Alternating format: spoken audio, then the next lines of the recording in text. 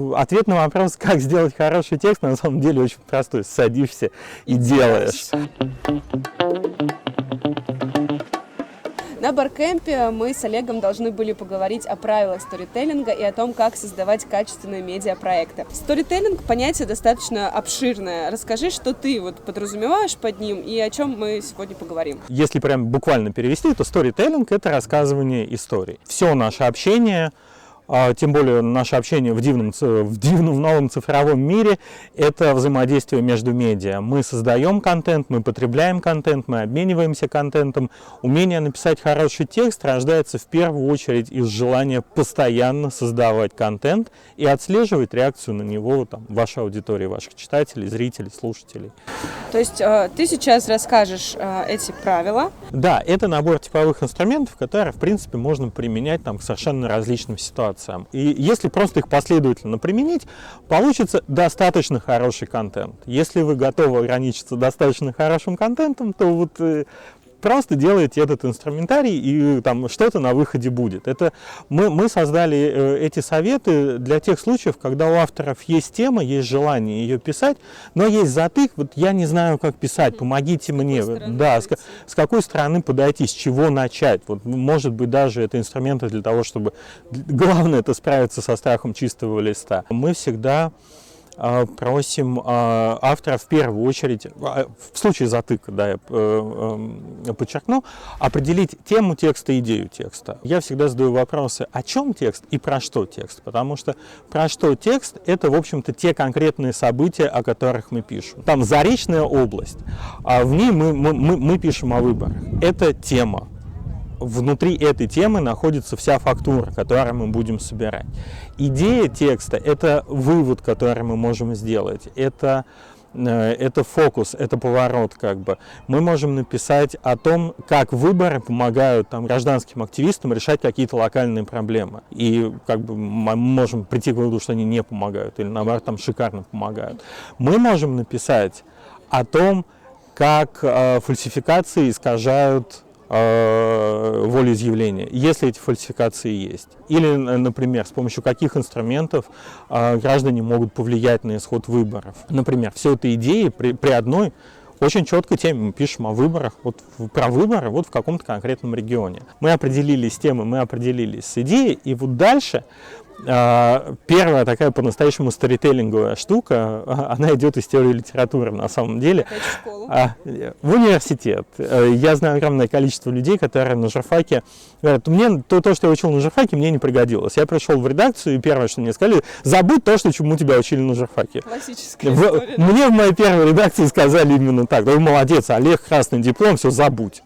На самом деле курс теории литературы, нет, именно теория литературы, это был один из самых полезных курсов, потому что лично для меня он раскрыл две вещи, которые, в принципе, если вы делаете контент отличным просто от «Я и моя собака», или «Вот случилось ДТП», он всегда помогает. Это это два понятия, которые называются сюжет и фабула.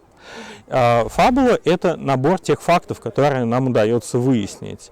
Например, мы писали большой текст про разлив нефти в Республике Коми, и мы собирали огромный пласт информации о том, какая компания, сколько нефти, действительно ли столько нефти, как отреагировали власти, как люди, у нас ездил специальный корреспондент Макс Поляков туда, он просто разговаривал с людьми, все, что он собрал, все, что он видел своими глазами, все, что он может подтвердить, укладывается в фабулу, набор фактов. Сюжет — это то, как мы выстраиваем текст.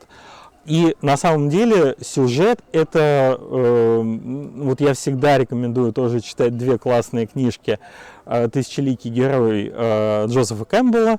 По ней, кстати, основываясь на инструментах из этой книги, Джордж Лукас снял «Звездные войны». Я когда читал Кэмпбелла, я думаю, привет, Энакин, отлично! Советский исследователь прав, он просто изучал эти элементы, из которых построена сказка. Но здесь мы можем даже не читая этих книг, особенно Кэмпбелл, там очень заумным языком на самом деле написано, непривычным человеку третьего десятилетия 21 века, вернуться, собственно, в 6 класс литературы. Завязка, развитие сюжета, кульминация, развязка. Иногда, вот, особенно когда мы с Максом обсуждали вот этот текст про Колбу, я говорю, давай еще проще поступим. Удар, а потом катарсис.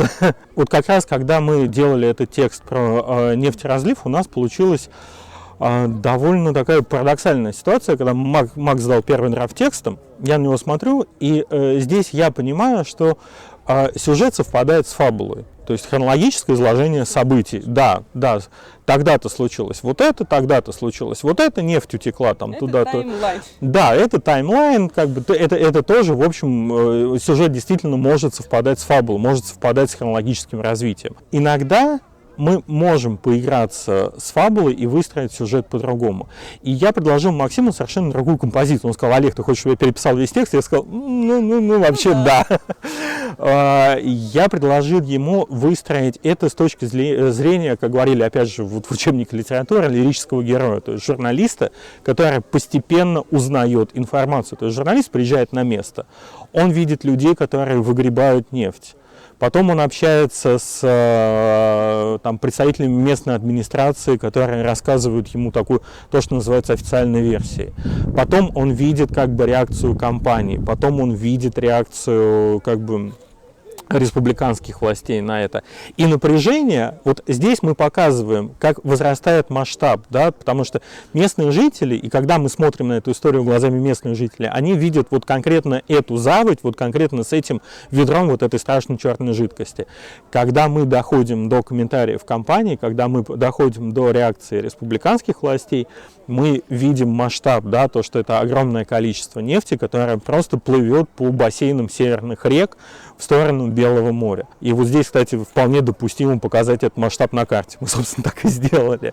Вот. И здесь завязкой была именно встреча журналиста, первое впечатление журналиста от встречи вот с нефтеразливом. А кульминацией было осознание, причем осознание не только с точки зрения автора, но и с точки зрения власти, осознание вот всего масштаба этого процесса. Потом наступает развязка. Да, развязка может быть трагическая, развязка может быть позитивный, может быть открытый финал, но тем не менее потом в тексте наступает время выводов. И выводы тоже можно дать там, условно говоря, словами экспертов, если мы говорим о журналистском тексте, можно дать эмоциональными впечатлениями самого журналиста, если мы говорим в таком более субъективном репортажном ключе. Но динамика фабулы, да, то есть вот развитие событий, она довольно равномерная, потому что нефть, она примерно с одной скоростью плыла. Динамика текста, мы ей управляли вот до того момента, когда у нас наступала кульминация, то есть полное осознание той экологической ситуации, которая сложилась в Республике Коми вот весной этого года. Вот так можно работать с фабулой и сюжетом. Стоит ли этим заниматься до того, как мы начали работать с текстом? Разные люди по-разному к этому подходят. На самом деле, если вы пишете не журналистский текст, тот же самый пост в социальной сети, да, у вас уже есть вся информация, у вас есть эмоциональный посыл, у вас нет обязанности быть беспристрастными. В социальной сети, какая там беспристрастность, господи, там люди обмениваются эмоциями.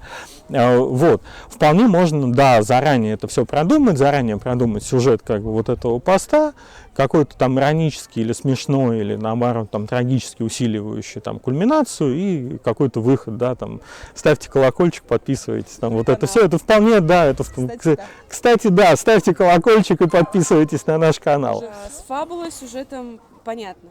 Надеюсь. Я хотел даже привести пример, да, все мы любим сериал «Игра престолов», вот его фабулу можно описать очень просто, да. То есть есть некий континент, на котором местные феодалы дерутся за власть, а претендент, у которого есть супероружие из 3 драконов, постепенно идет к этому континенту и все разрушает в самом конце. Все, вот она фабула «Игры престолов». Но сюжет-то там намного интереснее. Там же у каждого персонажа есть сюжетная линия, да. Взять ту же самую Матерь драконов, нашу Халиситу любимую. Это же развитие человека, который сначала вступает в этот мир невинной 13-летней девушки или 16-летней в сериале. Вот, и постепенно сталкивается с организационными проблемами. Она вынуждена быть правителем, она вынуждена быть военачальником.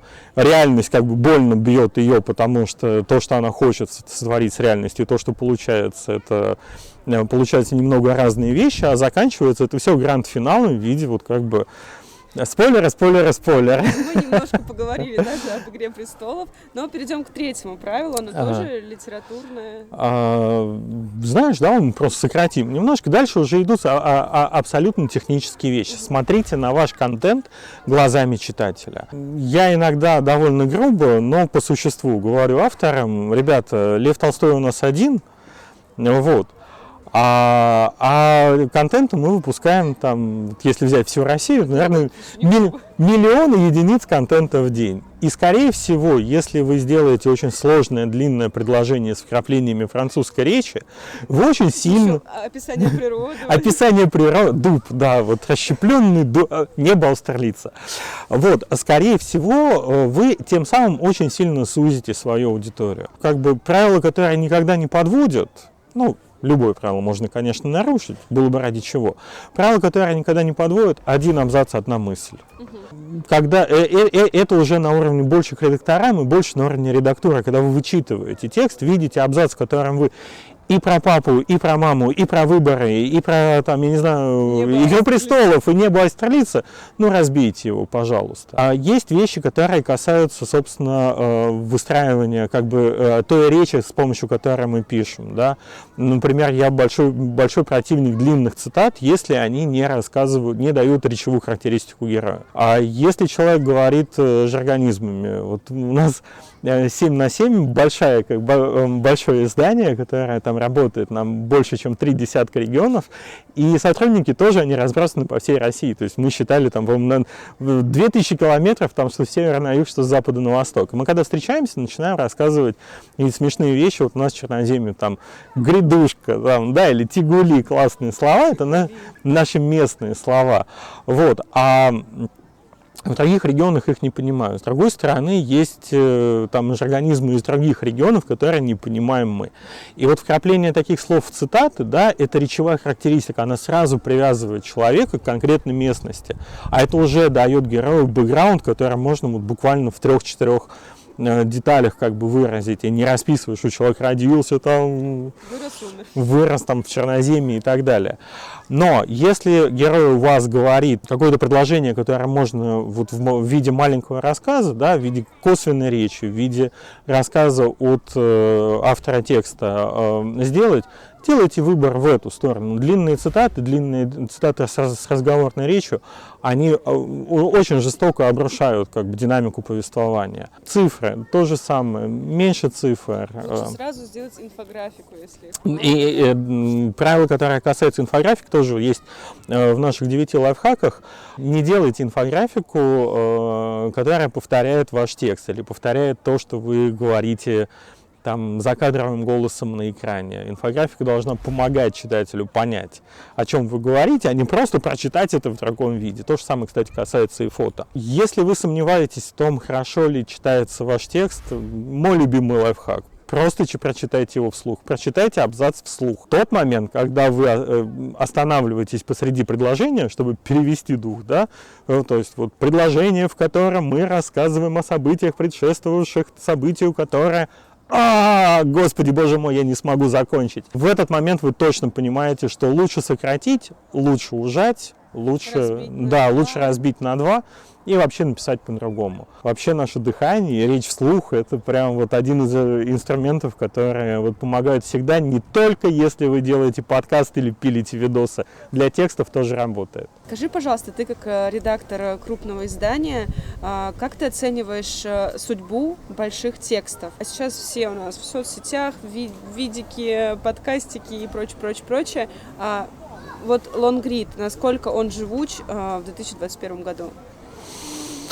У меня есть один совет. Сомневаетесь, нужен ли вам лонгрид, не пишите лонгрид. Мы экспериментальным путем, то есть просчитав статистику, выяснили, что 8000 знаков – это прям максимум, который средний читатель способен добежать до конца. Значит ли это, что лонгриды умерли? На самом деле нет. Я глубоко восхищаюсь проектом «Холод», который делает Таисия Бекбулатова, потому что они делают только лонгриды, они делают огромные тексты. И тем не менее, это проект успешный, это проект, который читают, это проект, за которым следят с интересом. Еще более любимая история – проект «Люди Байкала». Региональный проект, тоже состоящий из лонгридов, про регионы, которые вот вокруг Байкала, там Иркутск, Улан-Удэ и так далее. И его тоже читают, он тоже любим читателями. И мне приятнее всего, когда мы на 7/7 тоже выпускаем большой текст, мы выпускаем тильду, мы выпускаем какую-то политическую аналитику.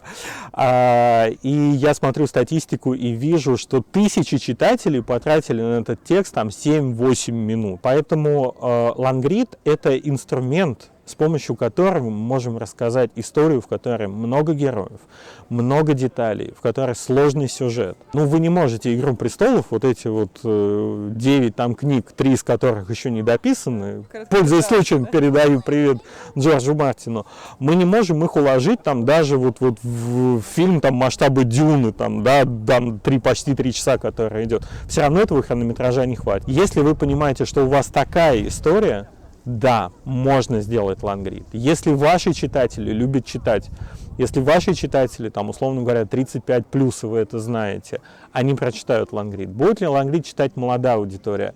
Тоже будет, но если этот лонгрид захватит их, захватит сюжетом.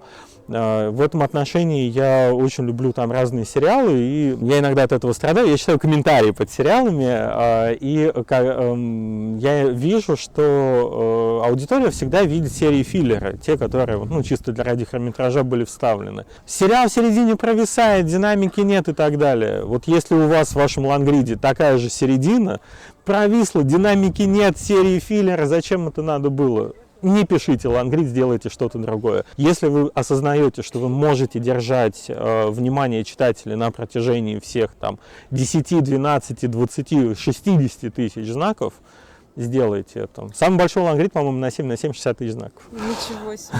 И его читали. А скажи, пожалуйста, когда не стоит браться за тему или текст? Вот мы как раз немного говорили сегодня об этом. Не стоит браться за тему или текст, если вы ощущаете, что вы не докопаете ее, вы не дотянете ее до конца. Потому что если в вас она не откликается. Написать текст потому что надо, вот особенно написать лонгрид потому что надо, читатель это словит моментально. Эти инструменты, о которых я рассказал, да, вот там сюжет, тема, там короткие там предложения, там абзацы и так далее, они помогут вам сделать достаточно хороший контент, но по-настоящему классный контент вы сделаете только когда вы верите в то, о чем вы пишете. Вы горите этой темой, вы хотите разобраться, вы хотите докопаться и вы хотите об этом рассказать. Без этого, я уверен, всегда есть тема, о которой вы хотите написать, но не та, про которую надо. Отличное завершение. Спасибо большое. Спасибо.